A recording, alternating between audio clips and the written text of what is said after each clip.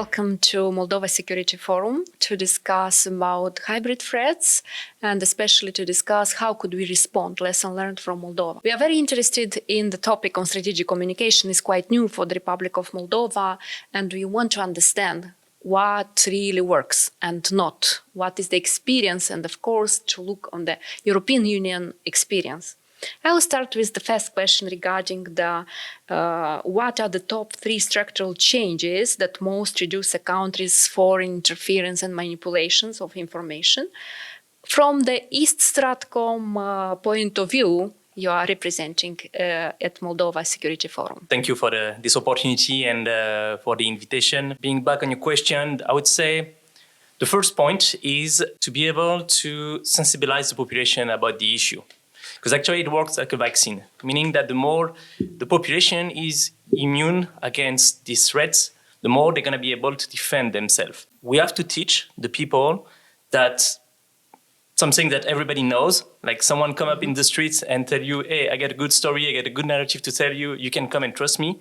It's exactly similar in the internet, meaning that it doesn't work and you shouldn't trust the people who comes from nowhere.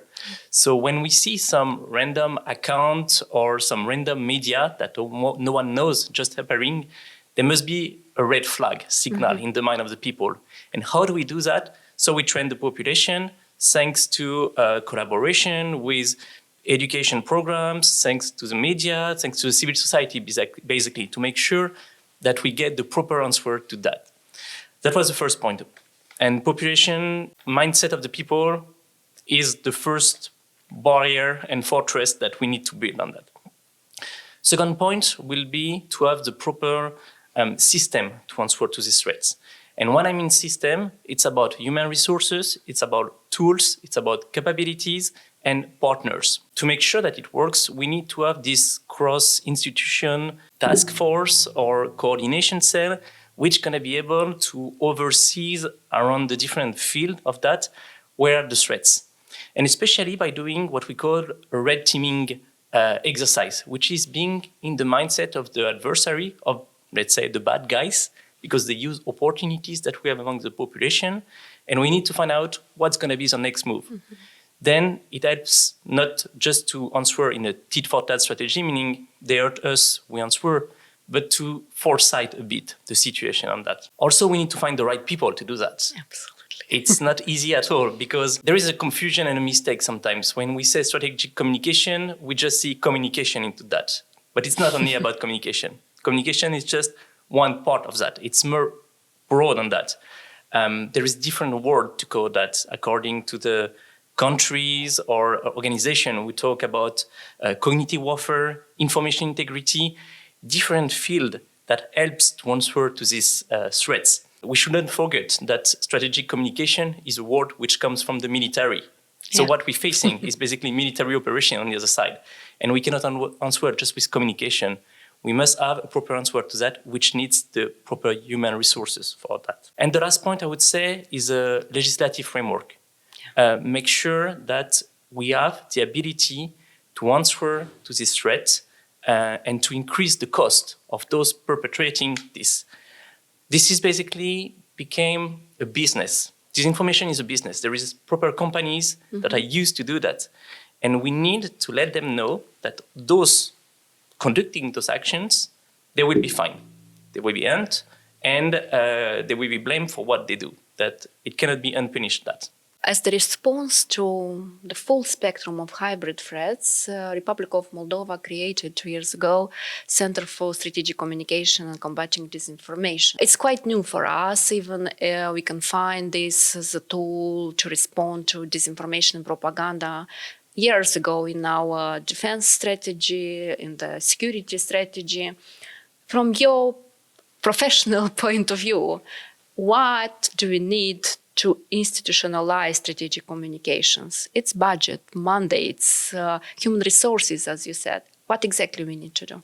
I think that Moldova did a great job during the election of September, for sure. The full spectrum of what was needed was developed, meaning to have the coordination level that we talk about at the higher level, to have partners to work with, to take decisions and to have a legal framework on that. But as we say, those elements were mainly enforced for one specific point. But what we see from the opposite side, like the opportunities, the vulnerabilities that the competitor used against the country remain there and will keep rolling for the next 5 years, 10 years, 20 years. Yeah. It's a long run. It's not a short run. And this, we need to think in long term, meaning that we need to create the human resource capabilities, and I'm coming back on that going to be able to match this in foresight within 5 or 10 years. And it takes time. It takes time to have the people that we can put on strategic level, but also on operational and tactical level. Then there is the question of investment. Of course, we need the private sectors to do that, to develop the technology that's gonna allow us to properly investigate the information environment. So we need to work end to end with those companies, especially because the techniques and the tactics of this information evolve every month. We're facing new threats, new challenges, and we need to make sure that we're not behind those threats, that we stick to offer the right solution for the right challenge. During the forum, the first day of the forum, we discussed a lot about the importance of cooperation, and especially cooperation of the government with tech companies, with regional informational watchdogs. In your opinion, how could we improve this, and why do you need this to respond to these hybrid threats? Why do we need this? I think there is no question about that, to be honest. In Moldova, we still have this question. Really? That's why I'm addressing you, because we are questioning, and especially propaganda is targeting, we don't need this assistance. We are a small country, we don't have these kind of problems. And all the assistance and all this cooperation is against our national interests. Well, I guess, from my opinion, this is, I see that in the opposite way, of course. First of all, the civil society and the way to work with the media and the NGOs and the journalists and the influencer are the best way to spread the message and spread the elements which characterize the threats. Meaning that when you're an official channel, so when you have your official voices, sometimes you don't reach all the audiences. When you, let's say, cooperate with people of the civil society, they understand the way to translate a complicated message to something that the people can understand in a day-to-day life. And this is why, in my eyes, there is absolutely no question about should we work with them or not. Yeah. How to improve that? Then it's based on trust. The idea is not to manipulate those civil society organizations, but to work hand in hand to make sure that we answer the threats that we are facing. Thank you very much. And the last questions I would like to ask you about, in your opinion on the organization, what is the main strategic communication message or even narrative of the European Union for Moldova? I think there was a clear choice during the last summer, the last September, and how we go for that. We are in an integration process as Moldova, as a candidate country. Yeah. We invest ourselves into these relations, and this is the aim that we are following on that. EU is not abandoning the values, is not bringing people to war or this kind of narratives that we could see into spread by some, let's say, bad actors.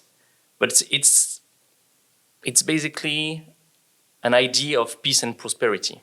And this is, I would say, the message that needs to be spread. Thank you very much.